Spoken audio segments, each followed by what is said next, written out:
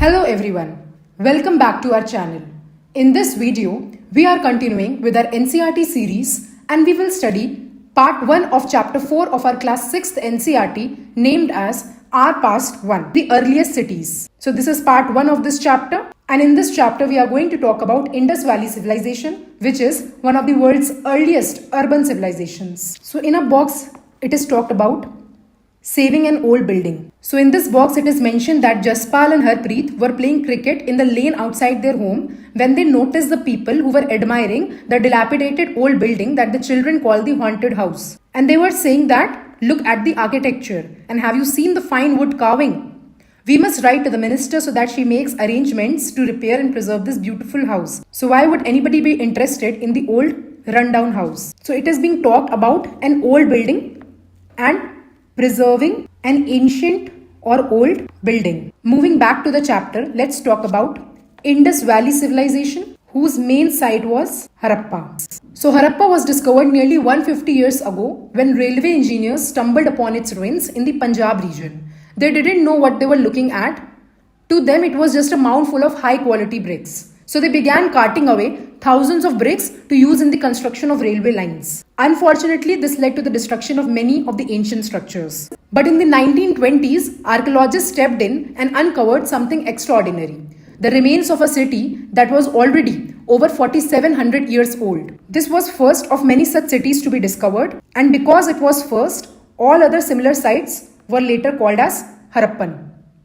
The Harappan cities were not just scattered random settlements. They were a sophisticated network of cities spread across the regions of Punjab, Sindh in Pakistan, Gujarat, Rajasthan, Haryana and Punjab in India. So these cities were known for their unique urban planning, and archaeologists have found fascinating objects that tell us a lot about life there. Many Harappan cities were divided into two main parts: Citadel or the upper town, then there was lower town. The Citadel was the smaller, higher and often fortified part of the city. This is where you would find the special buildings, possibly where the rulers lived. Then we have the lower town, which was larger than the citadel, and it was spread out on the lower ground and mostly consisted of residential buildings. So both the parts, the citadel or the upper town and the lower town, were surrounded by strong brick walls. Then we have the Great Bath, which is one of the most fascinating features of the Harappan cities. It was found in Mohenjo-daro. It was a large pool made of finely laid bricks and watertight plaster, which was likely used for ceremonial purposes. This shows that the Harappans were advanced in engineering, even creating a drainage system to keep the water clean. On the other hand, in some cities like Kalibangan and Lothal, archaeologists have found fire altars. These structures were likely used for religious sacrifice or rituals. Also, there have been evidences of storehouses as well in Harappa, Mohenjo-daro and Lothal, which indicate a well-planned storage facilities for grains and other resources. You can see a map here.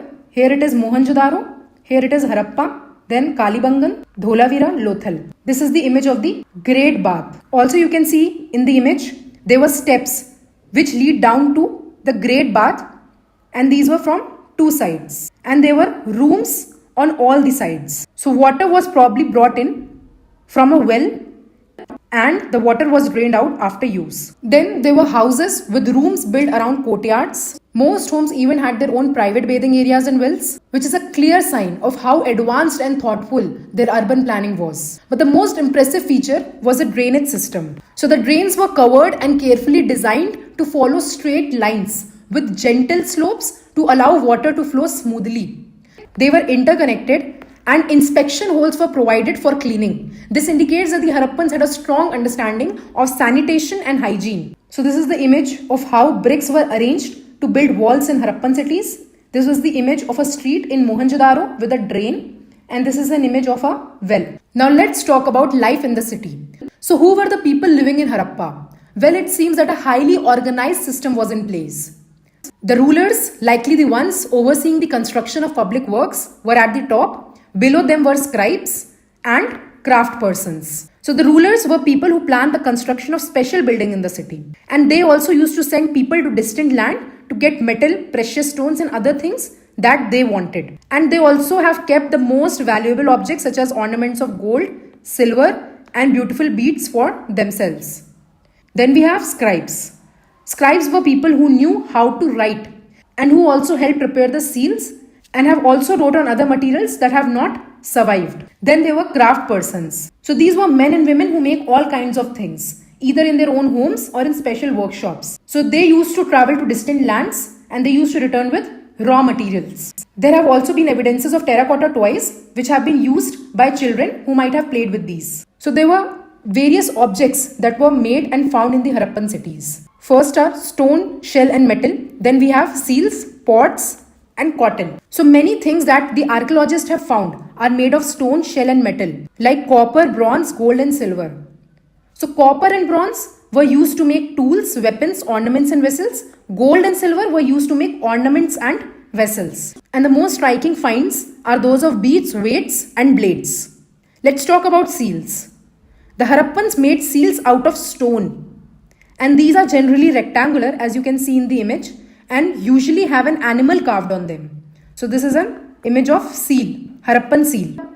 So we also have evidences of pots with beautiful black designs on them. Other finding is cotton, which is probably grown in Mehergarh from about 7,000 years ago.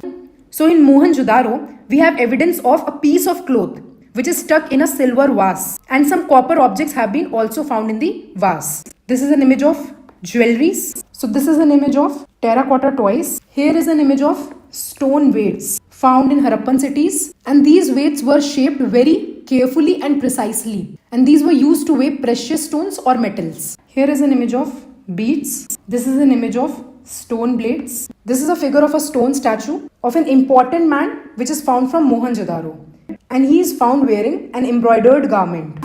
So craftsmanship was highly specialized in Harappa.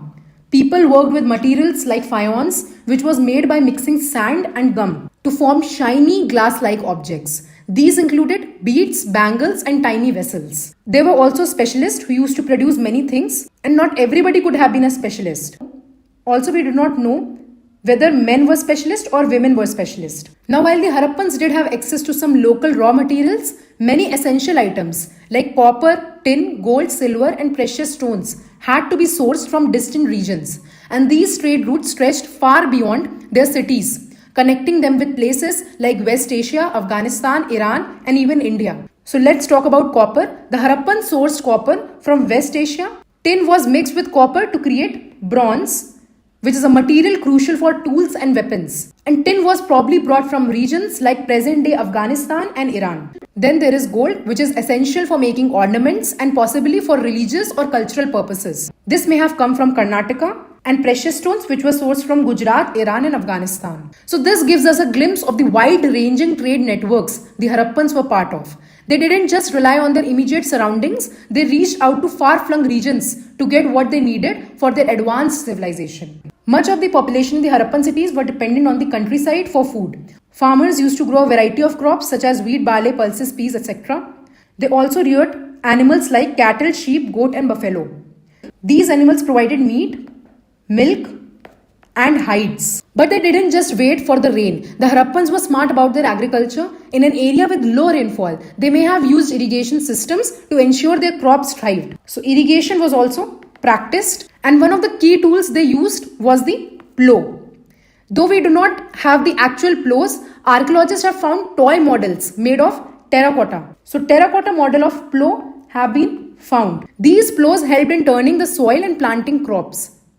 So the lack of heavy rainfall meant that irrigation was essential, and the Harappans likely stored water to ensure crops received enough moisture during dry periods. The Harappans didn't just rely on farming, animal husbandry was also important. So they reared cattle, sheep, goats and buffalo for milk, meat and leather. In the dry summer months, herders likely had to move their herds to different areas in search of grass and water. These people were skilled in managing both their crops and livestock to ensure a steady supply of food. Thanks for watching, and don't forget to like, share and subscribe for more historical videos. Until next time, study smart, stay curious and keep exploring.